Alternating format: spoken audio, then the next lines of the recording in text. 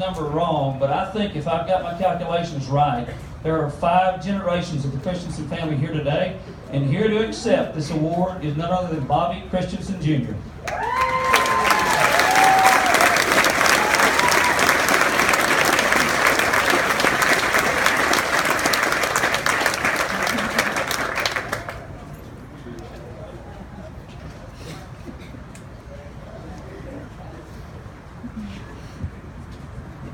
Okay, ladies and gentlemen, cowboys and cowgirls. I'm going to try and speak a little slow today because I'm a little short on teeth but long on memory.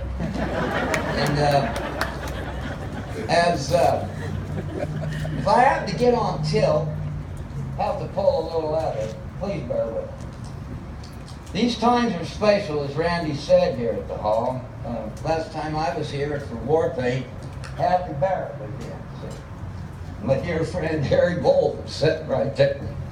But enjoy who you meet and greet, because it's a wonderful time. Christensen Brothers has been blessed to have 3 great bucking horses in this hall. And mind you, they all come from Indian reservations.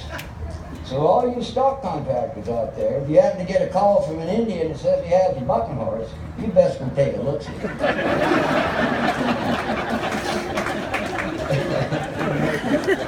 Anyway, when I got,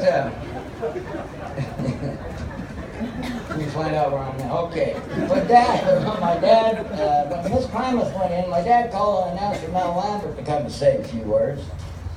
And when Warpaint came in, I called on Mac Lockery, rodeo announcer, to come and help me. So when Byron Walker called me and said Smith was going in, the first person I called was my brother Randy Corley. And I said, Randy, can I hire you one more time? And he said, what's up? And I said, Smith is going into the hall and I want you to come and speak for a little bit for me. He said, don't worry, brother, I'll be there because I'm going in with it. That was a surprise. Then I found out Cody Custer was going in. Custer spent a few years at our ranch too, so they got some tales from the Christensen ranch. And it's kind of like a family reunion here for me today. I got so many relatives here I can't count that far. Anyway, on to Smith and Velvet. I'd kind of like to tell a little story, short story, early story about him. George Abel was the man that owned him over on the Paiute Indian Reservation in McDermott. And he called us, and along with, I don't know, we got quite a few calls on this big bad yellow horse and nobody could ride over there. So finally, Mel Lambert had his plane then. I got Dad in there with Mel, and Jerry Hickson, he's a pretty good little bronc rider, went with him. And they flew over there to McDermott, Nevada, and it's not very big if you've never been there. Blink your eyes and you'll miss it. But anyway, I was talking to Jerry a couple weeks ago, and he said, he said, when we got out of the plane, got to the arena, they already had the yellow horse in the chutes.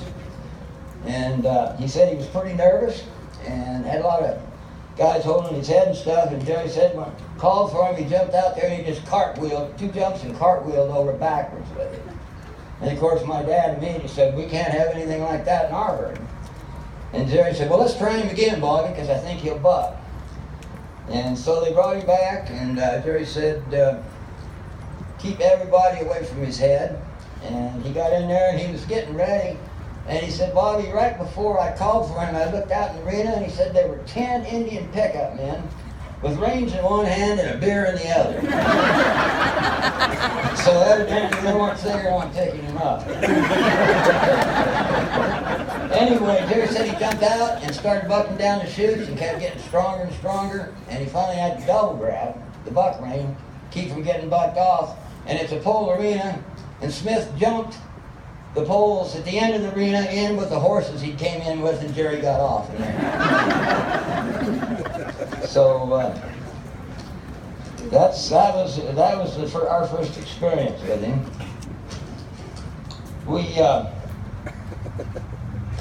We bought the horse for a whopping $600. And named him Mr. Smith after Gene Smith, the Secretary Treasurer of St. Paul Rodeo Association.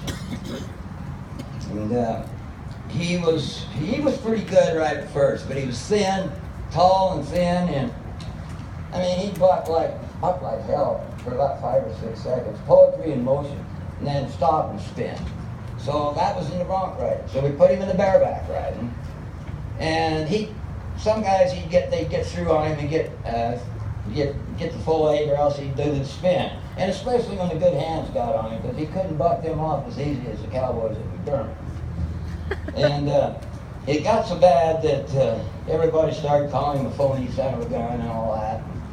So I just, one summer I just said, turn him out and let him go, because I had a couple guys that wanted to send him some other place. And I didn't bring him in until, I think it was 75, we getting ready for Oakdale. And I said, I'm going to take it. And my stock foreman, Bill Stanton, he got mad at me. He said, you don't want to take that phony son of a gun with you.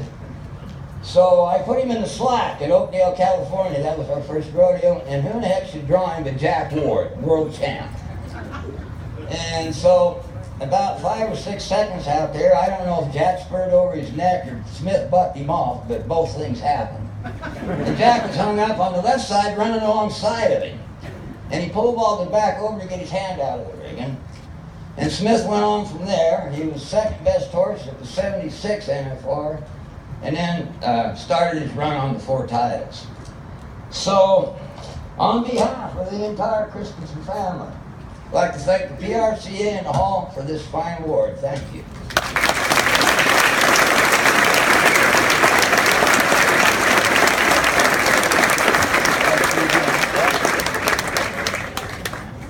Miss Vicky, come on up here and help me, honey. This is my sister, folks. She got all the looks.